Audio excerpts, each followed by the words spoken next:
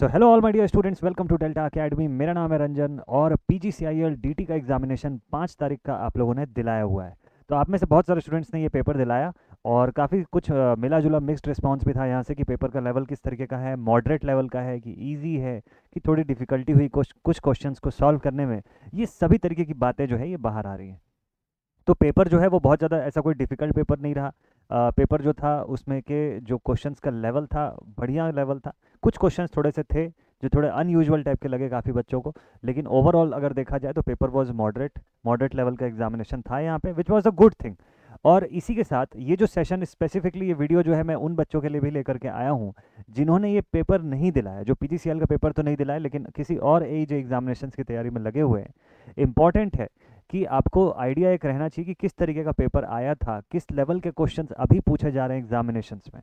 ठीक, तो ये जानना ज़रूरी है। हालांकि अभी आंसर की ग्रेजुअली आ जाएगी और उससे हमको और अच्छे से सारे के सारे क्वेश्चंस की क्लैरिटी हो जाएगी, लेकिन till that time memory based जितने क्वेश्चंस मेरे पास हैं आपको मैं क्विकली यहाँ पर एक रिव्यू के तौर पे ऑलमोस्ट 40 से ज़्यादा सवाल हैं, उनका फटाफट से एक रिव्यू बता दूंगा।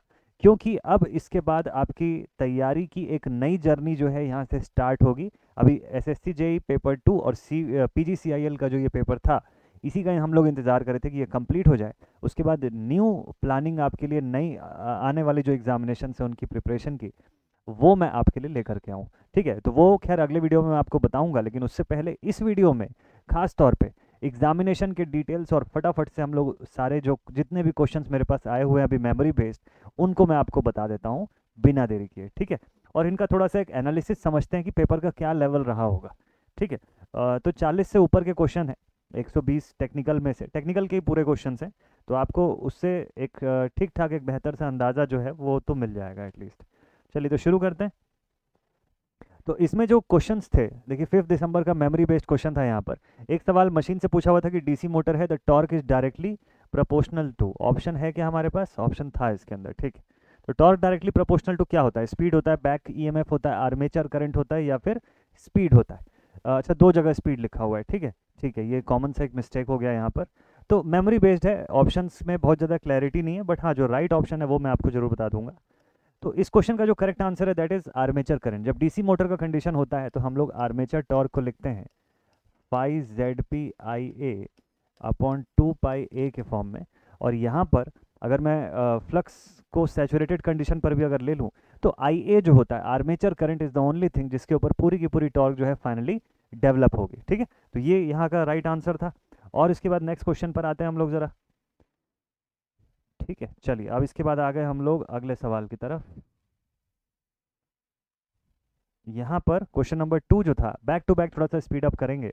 विच of the following motor is an application of high magnitude of torque and low starting current, slip ring induction motor, squirrel cage induction motor, synchronous, या फिर कैपेसिटर स्टार्ट मोटर। ये अगला क्वेश्चन था। ठीक है, इस क्वेश्चन का राइट आंसर है slip ring induction motor. Slip ring induction motor जो होता है it is application of high magnitude of torque और लो स्टार्टिंग करंट जो है वो इस पर रिक्वायर्ड रहता है।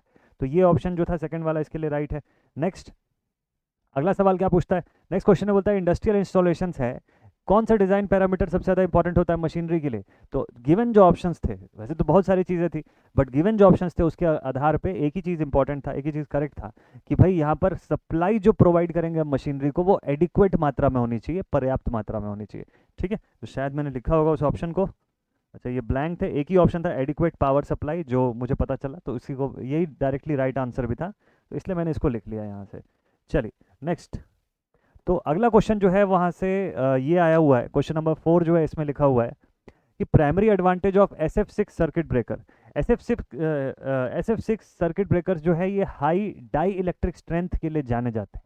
SF6 सर्किट ब्रेकर्स जो है they are known for their high dielectric strength. अब बाकी के जो दो तीन जो ऑप्शंस रहे होंगे वो मैंने नहीं देखा यहाँ पर, लेकिन जो मुझे इसका आंसर जो पता है और जो ऑप्शंस मैंने जो सुना कि इसके अकॉर्डिंग ये ऑप्शन है, तो राइट आंसर जो है वो यही रहेगा। ठीक है, SF6 सर्किट ब्रेकर का एडवांटेज। चलिए नेक्स्ट क्वेश्चन पर आते हैं हम लोग। इसके बाद अगला जो सवाल है उसमें लिखा हुआ था कि chain reaction of nuclear reaction, the chain reaction of the nuclear reaction is sustained by. Nuclear reaction का जो चेन रिएक्शन चल रहा होता है वो कैसे सस्टेन होता है। तो भाई पहला ऑप्शन था कि फास्ट न्यूट्रॉन्स की वजह से, दूसरा ऑप्शन था कि इलेक्ट्रॉन्स की वजह से, तीसरा था कि प्रोटॉन्स की वजह से, और कोई ऑप्शन था कि हमारे पास नहीं, और कोई भी दूसरा ऑप्शन नहीं था। इस क्वेश्चन का जो राइट आंसर है that is fast neutrons. Fast neutrons जो होते हैं they are responsible for the conduction of the nuclear reaction, उसको सस्टेन करने के लिए दे आर रिस्पॉन्सिबल। ठीक है, अब इसके बाद हम लोग आते हैं नेक्स्ट क्वेश्चन पे। लिखा हुआ है विच of the following is the primary use of DC motor starter. DC motor starter का प्राइमरी यूज क्या होता है?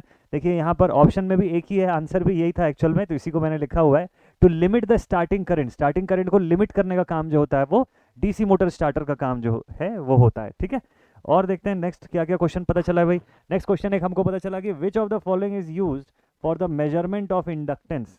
ये बढ़िया सा था क्वेश्चन ये वाला, क्योंकि इंडक्टेंस को मेजरमेंट करने के लिए आपको दो राइट आंसर दिख रहा होगा इसमें से, बट थोड़ी सी और अगर क्लैरिटी आ जाए तो मज़ा आ जाता। क्वेश्चन में लिखा हुआ है विच of the following is used for the measurement of inductance. Inductance की अगर हम लोग बात करें तो यहाँ पे मैक्सवेल्स ब्रिज जो है वो भी राइट आंसर है, और एंडरसन्स ब्रिज जो है this is also the right answer. But in दोनों में से मोर अप्रोप्रिएट जो आंसर आप लिखेंगे, देखिए मैक्सवेल ब्रिज जो है इसको हम लोग यूज़ करते हैं for the quality factor of 1 to 10। ठीक है, क्वालिटी फैक्टर 1 to 10 के लिए हम लोग इस ब्रिज को यूज़ करते हैं। एंडरसन्स को भी हम लोग यूज़ करते हैं, लेकिन लोअर वैल्यू ऑफ इंडक्टेंस के फॉर्म में ये जाएगा। ठीक, तो यहाँ पर बी ऑप्शन जो था this was the right answer, इसको टिक करके आए होंगे आप लोग आई होप।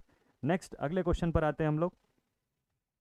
तो अगले सवाल पर लिखा हुआ है primary source of power in the AC locomotive. AC locomotive में तो पूछने की बात ही नहीं है भाई, ओवरहेड ट्रैक्शन जितना भी हम लोग करंट कलेक्टर्स पढ़ते हैं, जैसे पेंटोग्राफ के बारे में पढ़ते हैं ना, है ना, कि पेंटोग्राफ करंट कलेक्टर हो गया, बो टाइप हो गया, ट्रॉली टाइप हो गया, ये सब जो है ओवरहेड टाइप के कलेक्टर्स होते हैं। तो और इन्हीं के ऊपर बेस्ड होता है हमारा सप्लाई, जो इस एसी लोकोमोटिव के अंदर पावर सप्लाई का प्राइमरी सोर्स बनता है।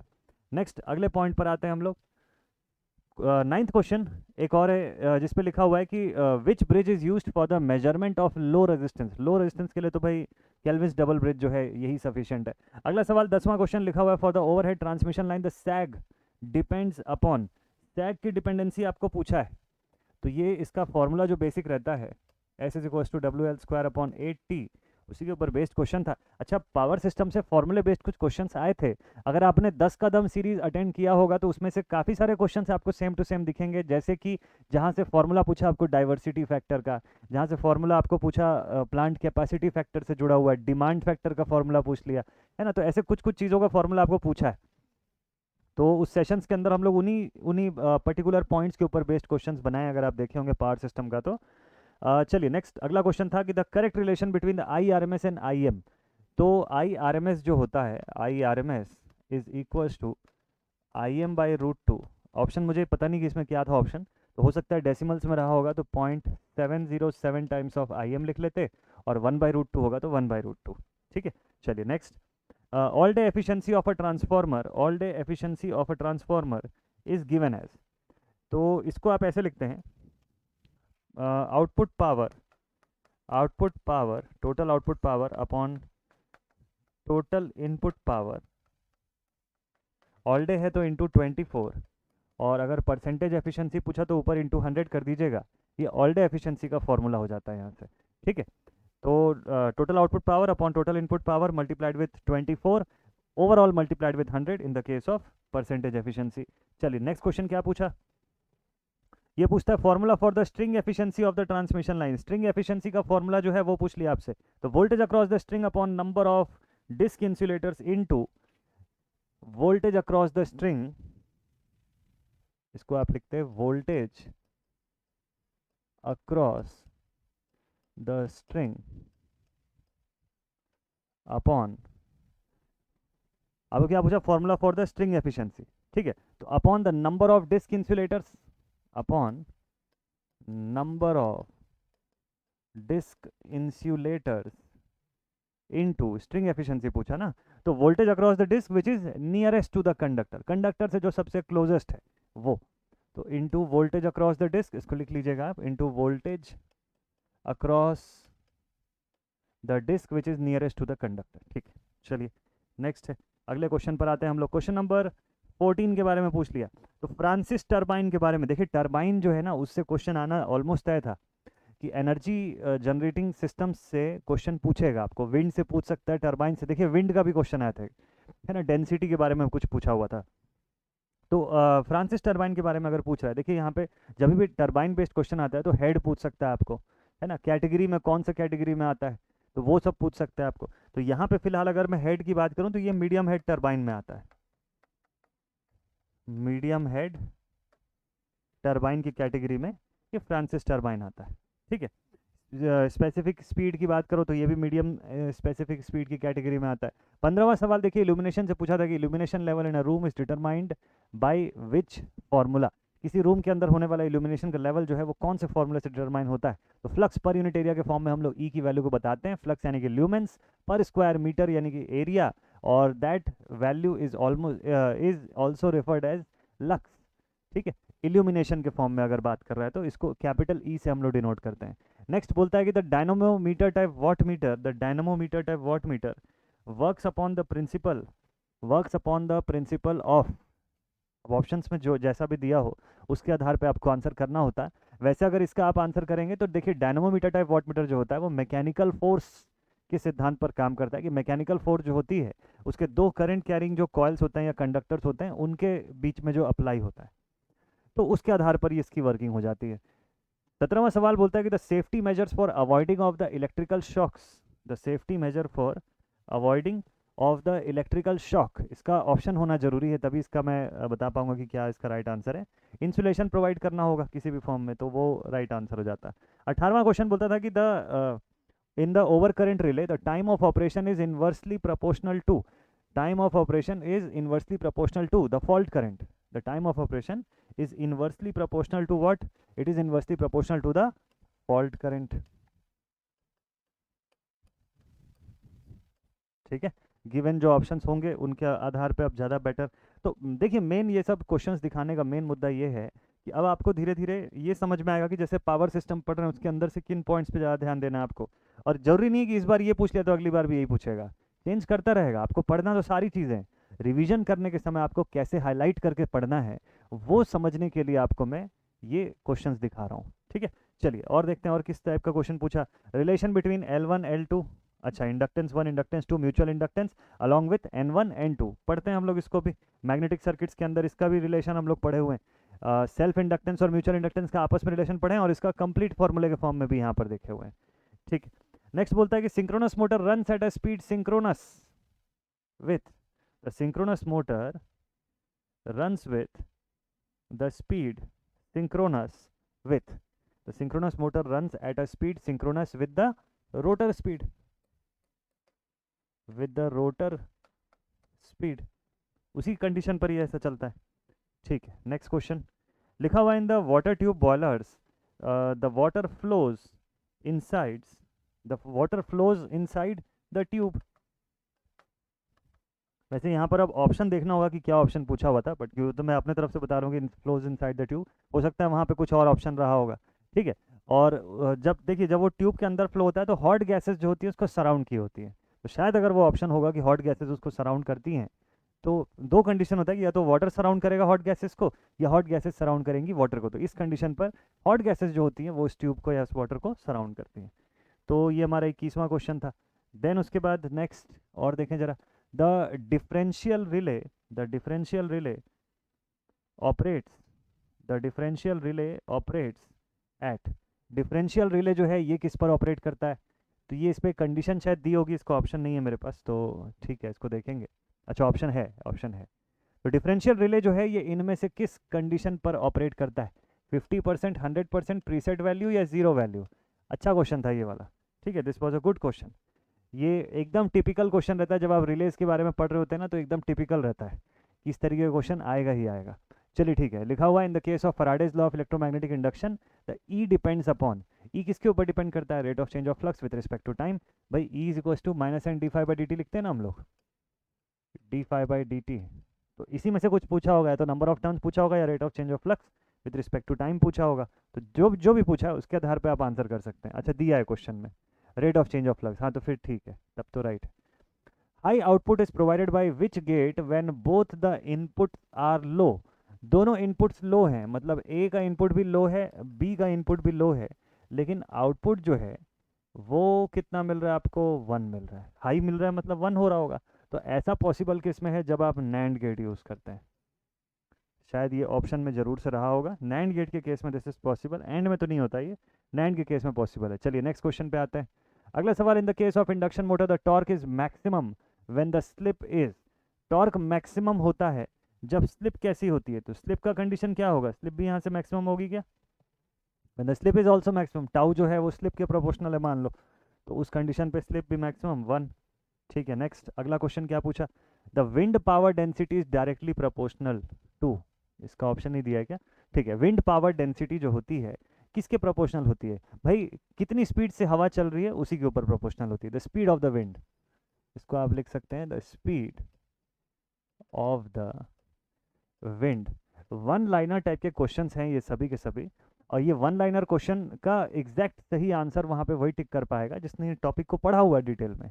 तो देखिए सब वन लाइनर टाइप के थे, ऐसा नहीं था कि कोई बहुत ज़्यादा डिटेल में सॉल्व करने वाले क्वेश्चन बहुत ज़्यादा नहीं थे, कुछ कुछ सवाल थे जिसमें सॉल्व करना पड़ा आपको, लेकिन मेजॉरिटी में ऐसे क्वेश्चंस भी थे। हालांकि मेरे पास यहाँ पे 40-45 क्वेश्चंस कुछ हैं, और भी क्वेश्चंस थे, 120 सवाल थे टोटल, तो उसके हिसाब से equivalent resistance of the transformer is use to calculate, अच्छा इसमें भी ऑप्शन नहीं है क्या, the equivalent resistance of the transformer is use to calculate, इसको क्या कैलकुलेट करने के लिए यूज करते हैं, वैसे तो उसको कोर लॉस कैलकुलेशन के लिए हम लोग यूज करते हैं, it is basically use to calculate the core loss, but again एक बार ऑप्शन में देखना होगा कि ऑप्शन में और क्या ऑप्शन दिया हुआ था।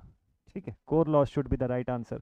अगला सवाल, in the fourth quadrant the motor represents which of the following operations या मोड, चौथे क्वाड्रेंट में जब जाते हैं, चौथा और आखिरी क्वाड्रेंट, देखिए पहले वाले में क्या हो जाता है कि फॉरवर्ड मोटरिंग में हो गया, फिर फॉरवर्ड ब्रेकिंग कंडीशन में आ गया, फिर रिवर्स मोटरिंग में आ गया तीसरे क्वाड्रेंट में, और चौथे क्वाड्रेंट में रिवर्स ब्रेकिंग के स्टेट में आ जाता है। ठीक है, तो फोर्थ क्वाड्रेंट अगर पूछ रहा है तो यहाँ पर हो जाएगा रिवर्स ब्रेकिंग, इस मोड पर आपका मोटर जो है वो ऑपरेट कर रहा होता है। ठीक है, चलिए नेक्स्ट अगले क्वेश्चन पर आते हैं।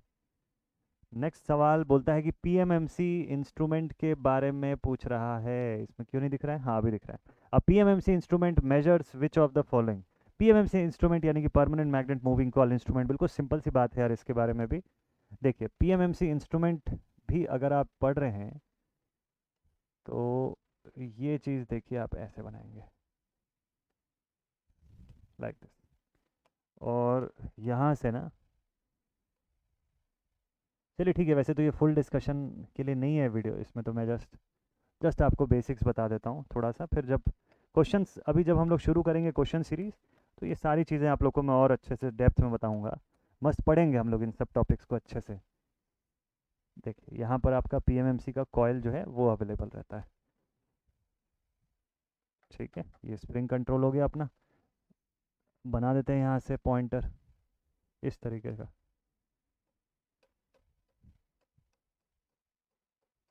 ठीक है, लाइक दिस।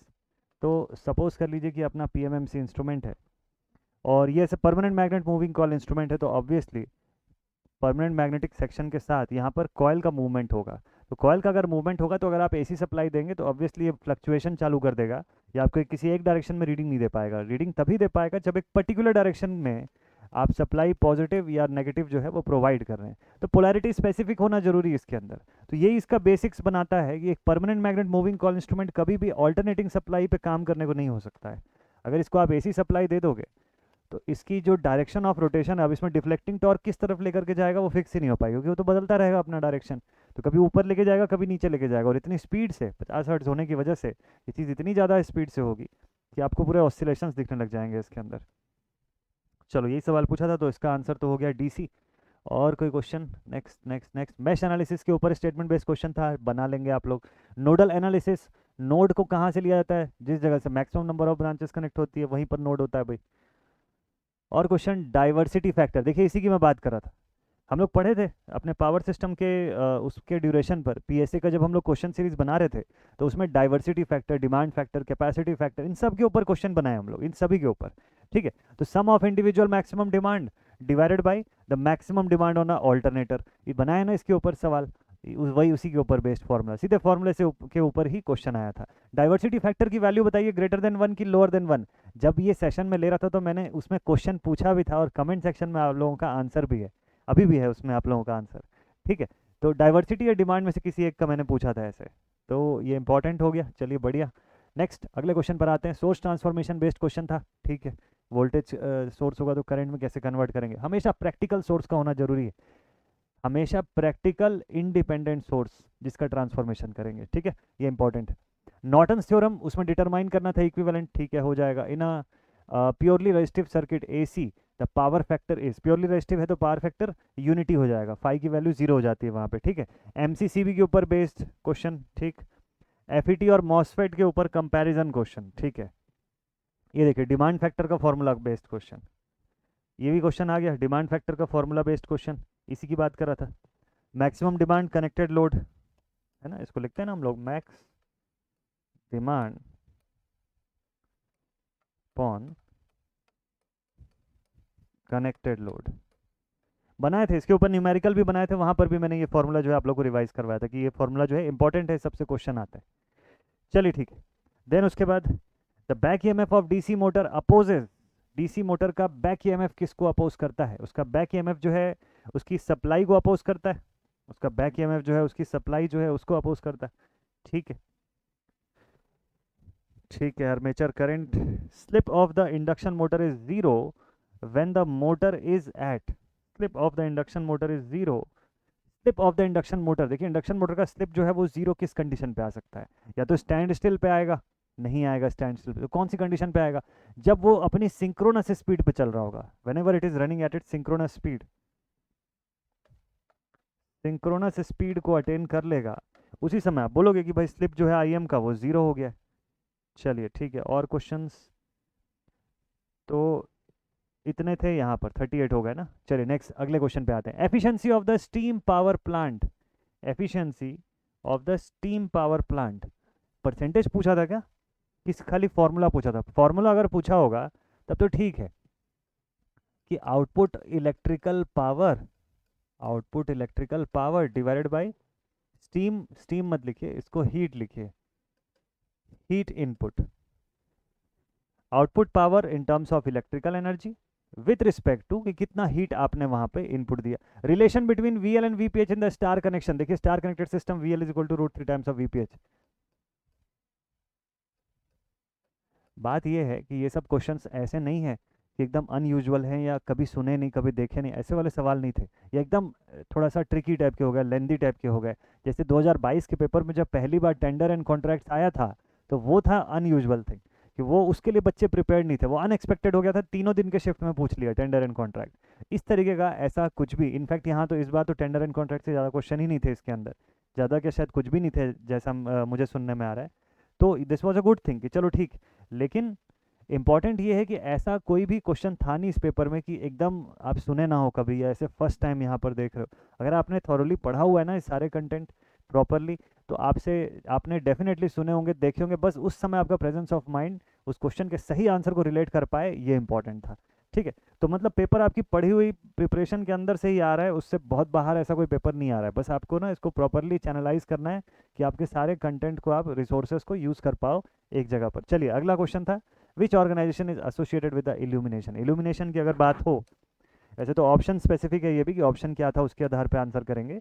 अगर इल्यूमिनेशन के आधार पे बात हो तो BIS जो होता है वो एसोसिएटेड होता है इससे, BIS जो होता है वो इससे एसोसिएटेड रहता है। इसीलिए आप देखिएगा इल्यूमिनेशन की जितनी भी गाइडलाइंस है वो IE नहीं प्रोवाइड करता है, वो BIS प्रोवाइड करता है, ठीक है। कि BIS बताएगा कि BIS की गाइडलाइन 1980s की है, अगर रोड की गाइडलाइन भी बताएगा तो रोड पे एक्सियल माउंटिंग हो रही है कि स्टैगर्ड होनी है कि अपोजिट माउंटिंग है, वो सब BIS डिसाइड करता है ना। कि एयरपोर्ट्स या प्रॉक्सिमिटी टू द एरोड्रोम्स है तो उसकी जो इल्यूमिनेशन है उसके बारे में सब BIS की गाइडलाइंस होती है। देखिए प्लांट कैपेसिटी फैक्टर का भी फॉर्मूला, तीनों तीनों चारों चीज़ जो है वो सबके ऊपर हम लोग क्वेश्चन बना चुके हैं ऑलरेडी, ठीक है। तीनों चारों चीज़ के ऊपर हम लोग क्वेश्चंस बना चुके हैं।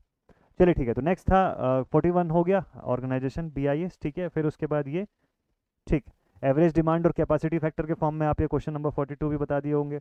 फिर working principle of DC generator, DC generator Faraday's law of electromagnetic induction, DC में भी एग्जैक्टली सेम थिंग, ठीक है।